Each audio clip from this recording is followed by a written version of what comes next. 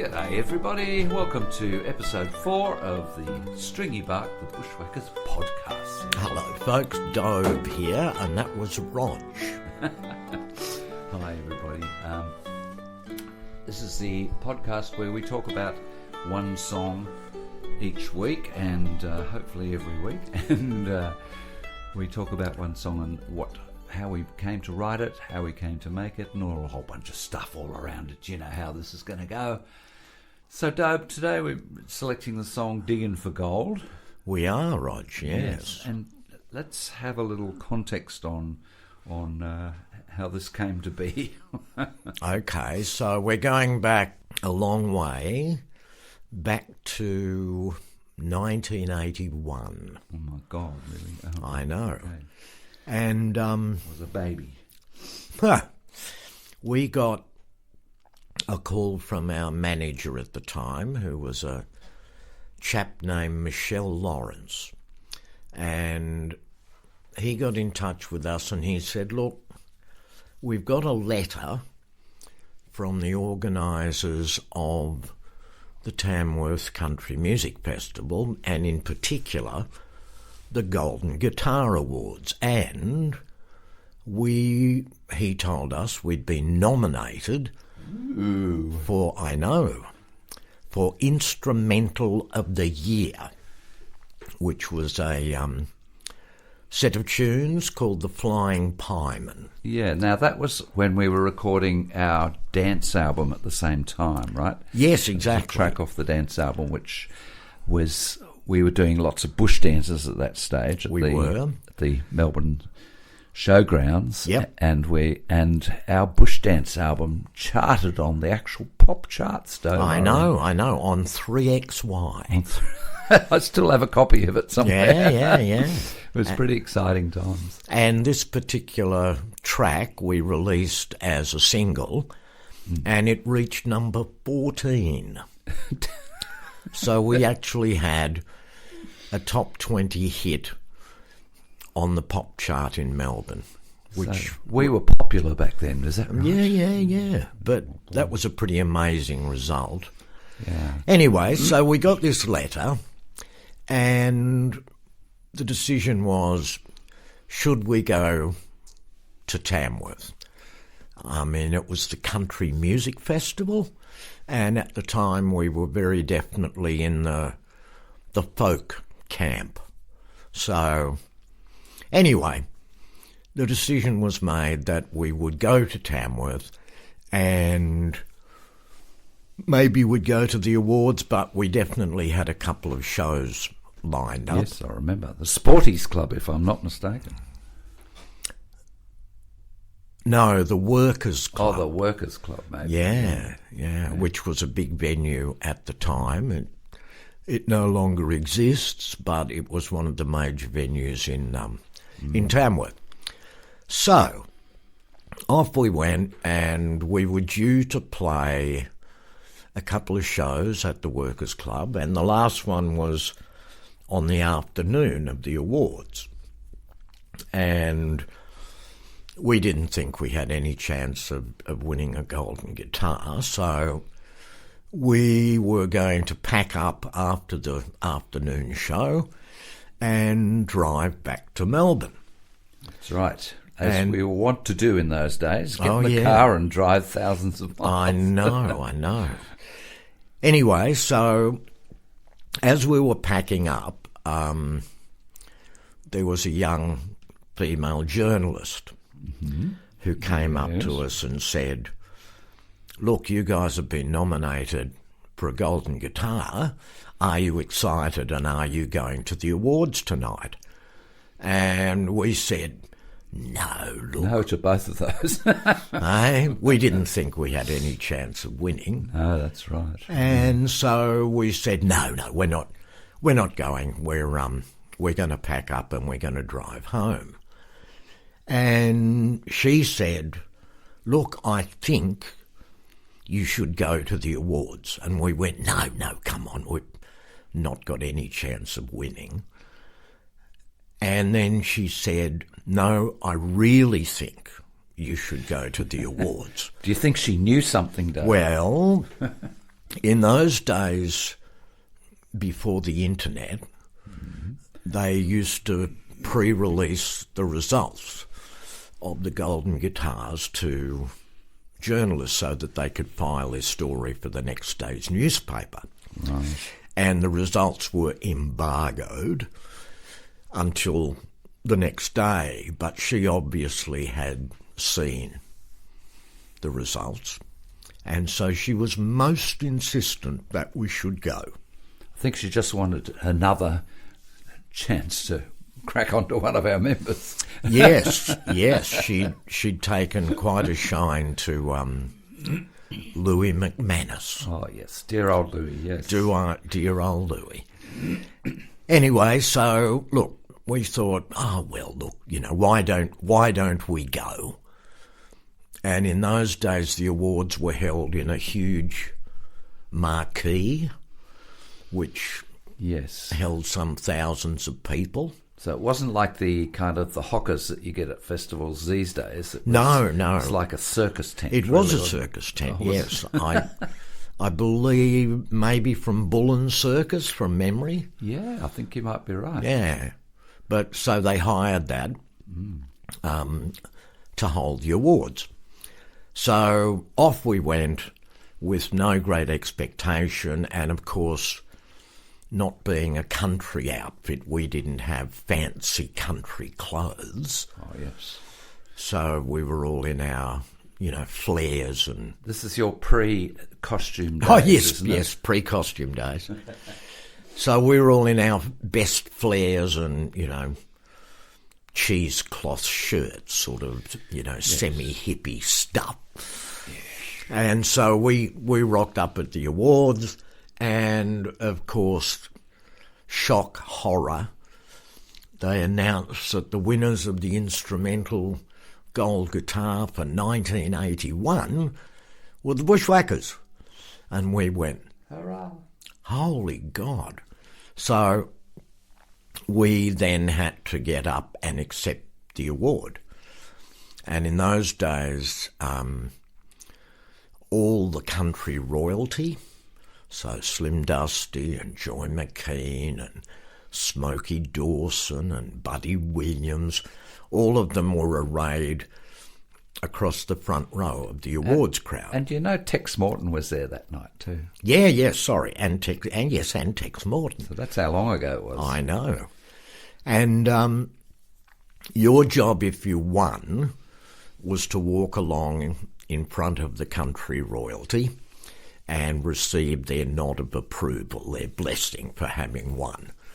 And I'm not sure how many of them were aware of the Bushwackers at the time. I know that Slim and Joy were, because we'd done a couple of shows back in the 70s with them. Right. But anyway, so we walked across the front of the royalty and got a grudging nod from some. And as I tell the story to people, I looked at Buddy Williams and looked him in the eye, and he was totally underwhelmed. Well, he thought that a great injustice had been done, I suspect. Yeah. Well, it was so out of the context of country music in those days, because all the instrumentals would have been kind of what's Merrill Davis's dad's name? Oh, Barry Thornton. Barry Thornton type, Winter Winds and all those things, and just very sweet little guitar-based instrumentals. Yeah, exactly. Here we were with fiddles and accordions and stuff like that. An accordion and all that stuff. And it was, and a saxophone. Yes. Anyway, continue.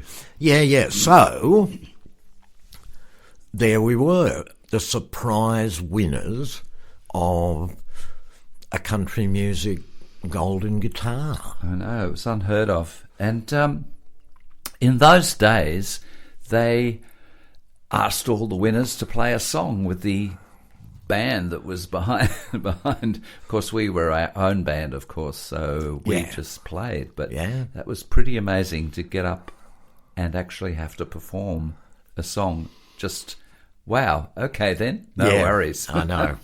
It's pretty extraordinary. Yes, we were very, very unprepared. Yes, unprepared is the right word. Yes. When we came back from Tamworth with yet another losing nomination, I got in touch with you and I said, you know what, we keep talking about the fact that we'd only been in Tamworth for 2 days and we won a golden guitar, and how amazing that was. And then it took us a number of losing nominations. 29 years later, we won a second one. And I think that was for I Am Australian, I think. Yeah. Yes. And as I said to you at the time, wow, our search for gold guitars reminds me of the diggers on the goldfields. That's right. Who had great hopes of making their fortune and finding gold. Well, that's right, yeah. And every now and again, one of them would.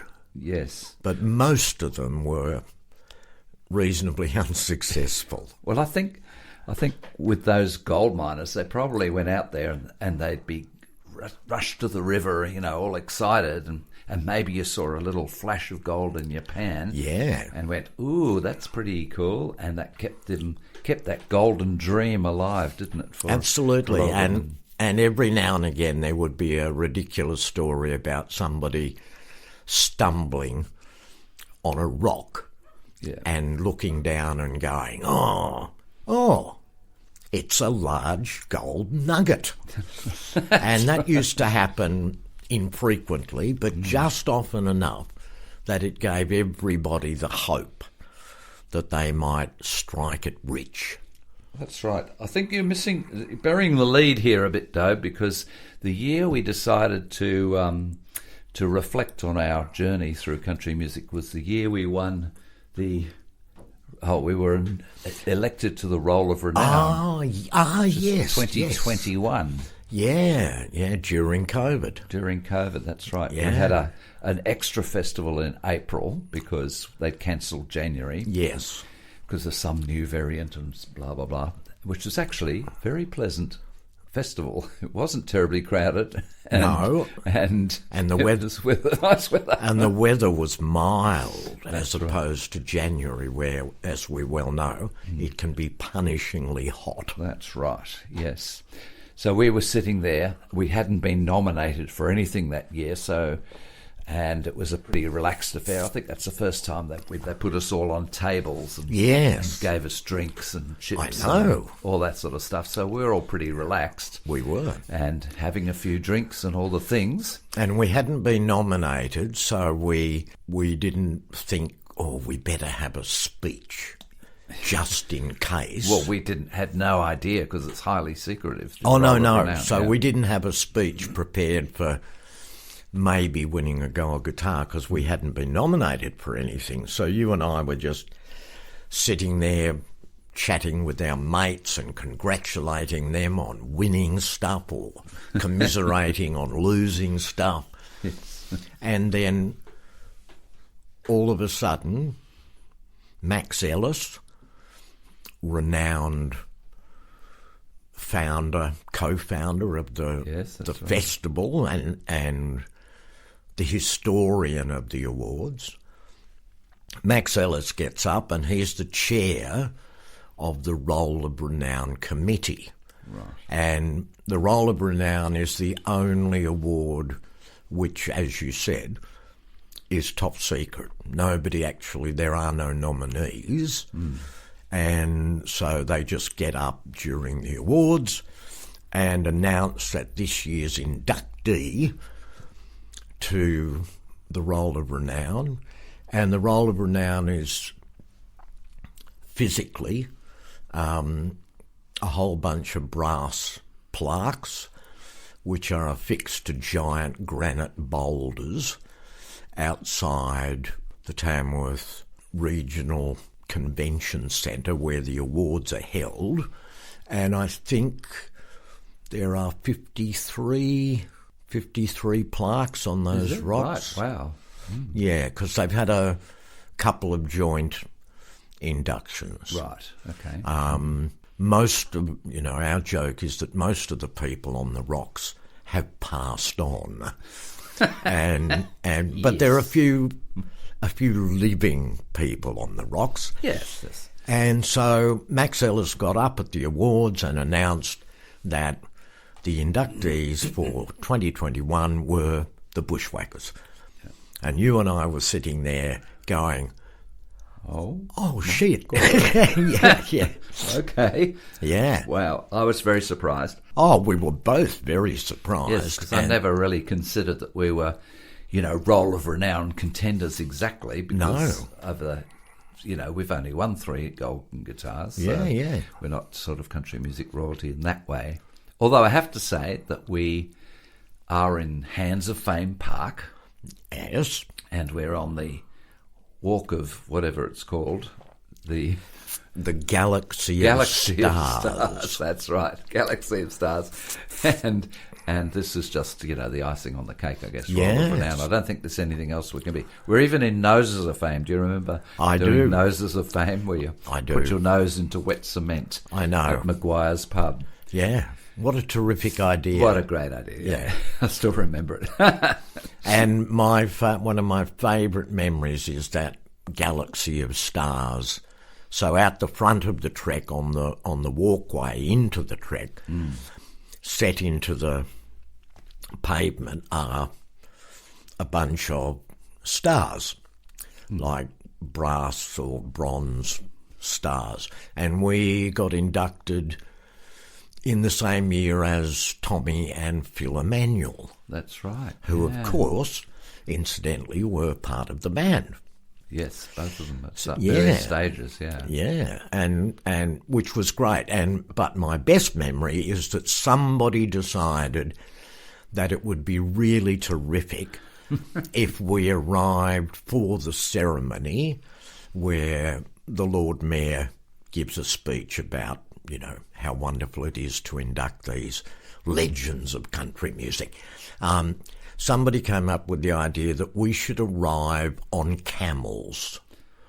That's right. Because there used to be a thing that some bloke, I can't even remember his name, but some bloke owned half a dozen camels. And they were a regular feature of the festival. 2 regular rides. Taking children for rides, yes. So somebody said, here's a good idea. What about if you arrived for the ceremony mounted on camels? And we went, okay then. Okay. It was about 1,000 degrees outside. We were in the blazing sun, sitting there for half an hour on the back of a camel. And boy, they smell. And they smell bad. And it was, and they're extremely uncomfortable. Yeah, yes, indeed. Anyway. There's a video somewhere. I remember Claire was most uncomfortable. Particularly thrilled, yes. Yeah, she didn't cotton onto the camel thing at all.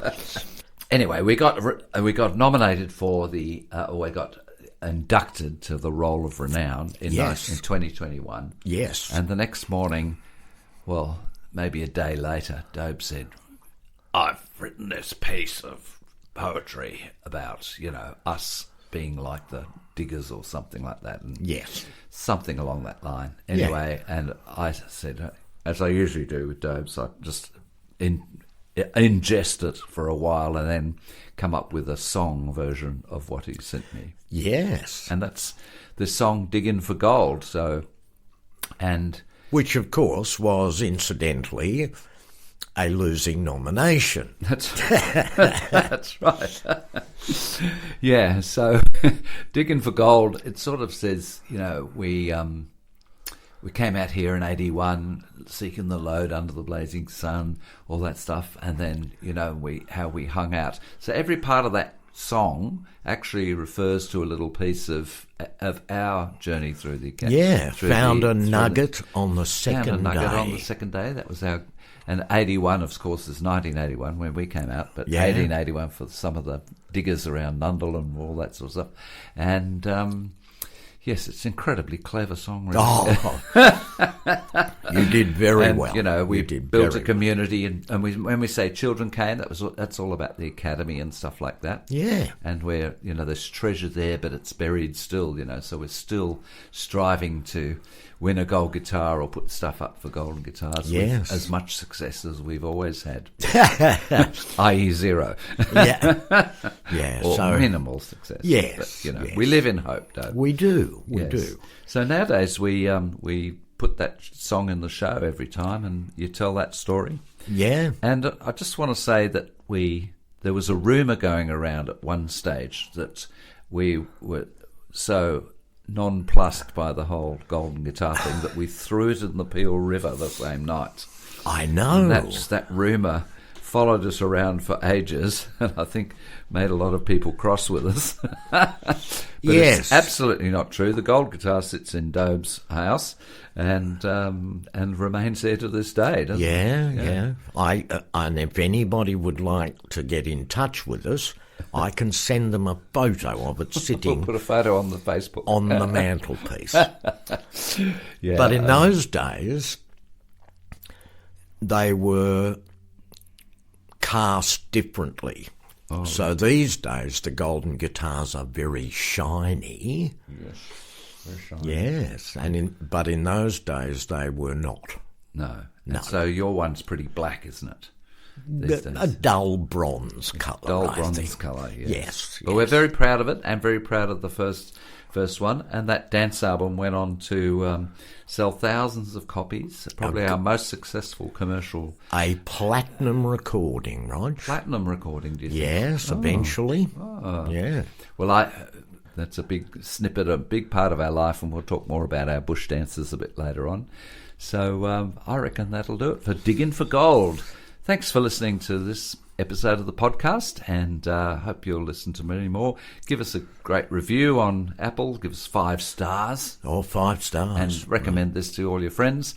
It's particularly, we're doing this to create an oral document of our life in the music industry, which has been over, you know, in Dobe's case, more than 50 years, and mine 46 years. And we've lived through some amazing times, and it's best that they're just not consigned to the oblivion, and that there's a record of what we all went through and how great life was and whatever life was back in those days. And this is actually us talking. It's not AI generated. That's it, right? Oh no, it's not. It would be much tighter if it was AI. Yeah. Thanks a lot. See you next time, and stick around for the next episode. Bye-bye.